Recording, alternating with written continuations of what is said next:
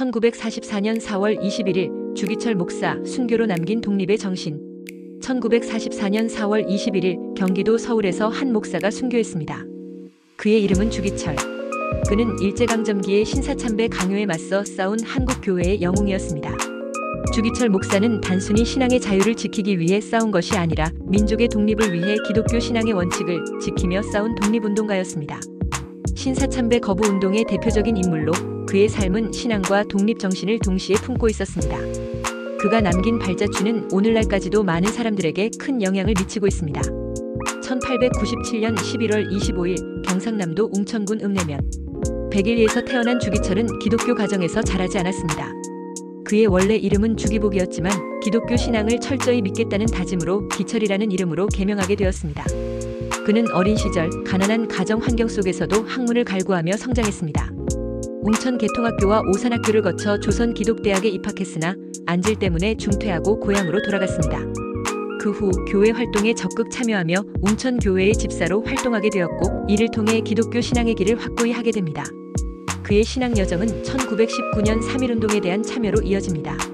당시 그는 남학회를 조직하고 3.1운동에 동참하며 독립운동의 씨앗을 심기 시작했습니다. 주기철은 단순히 교회 활동을 넘어서 민족의 독립과 자유를 위한 싸움을 시작하게 된 것입니다. 1926년 주기철은 조선 예수교 장로회 신학교를 졸업하고 여러 교회를 거쳐 평양 산정현교회에 부임하게 됩니다. 1936년 평양에 부임한 후 그는 일사각오라는 설교를 통해 기독교 신앙과 배일사상 그리고 독립 정신을 고취했습니다.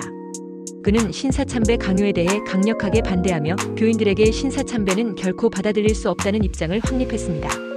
1938년 그는 첫 번째 검속에서 체포되어 10년형을 선고받고 수감됩니다.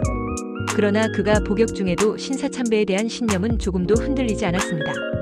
오히려 그는 복역 중에도 신앙의 자유와 독립을 위한 싸움을 멈추지 않았고 많은 교인들에게 그의 결단력은 큰 영감을 주었습니다. 1939년 주기철 목사는 두 번째 검속으로 체포되고 그 후에도 세 번째, 네 번째 검속을 거쳐 계속해서 감옥에 갇히게 됩니다. 1939년 그는 조선 예수교 장로회에서 신사참배 결의를 거부한 이유로 목사직에서 파면당합니다. 그럼에도 불구하고 그는 자신의 신앙을 굽히지 않았습니다. 그의 반대운동은 단순히 개인적인 신념을 넘어 민족과 민족의 자유를 위한 전투였습니다. 신사참배가 단순한 종교적 의식에 그치지 않고 일제의 통치와 지배를 상징하는 강제적 요구였기 때문입니다. 그의 굳건한 신념은 교회 안에서도 큰 논란을 일으켰습니다. 그러나 그가 남긴 말과 행동은 많은 이들에게 신앙을 지키는 것이 얼마나 중요한지 일깨워주었습니다. 그는 단순히 신앙을 지킨 것이 아니라 나라를 위한 싸움을 벌인 진정한 독립운동가였습니다. 1940년 그는 제4차 검속에 의해 다시 체포되고 1944년 복역 중 건강이 악화되었지만 그의 신념은 결코 약해지지 않았습니다. 48세의 나이로 순교한 주기철 목사는 단순히 신사참배를 거부한 종교인이 아닌 민족의 자유를 위해 신앙을 지킨 영웅으로 기억됩니다. 그의 죽음은 그가 싸운 신앙의 자유와 민족의 독립을 위한 기나긴 전투의 마지막이었습니다. 주기철 목사는 복역 중에도 신앙의 자유를 지키며 그 누구보다도 민족을 위해 하나님을 위해 싸운 인물로 그의 순교는 그 당시 한국 교회와 독립운동에 큰 영향을 미쳤습니다. 주기철 목사의 순교 후 그의 정신은 한국 교회의 중요한 유산으로 남았습니다. 그는 단순히 신앙의 자유를 지킨 인물이 아니라 민족의 독립을 위한 싸움에서 중요한 역할을 한 독립운동가였습니다.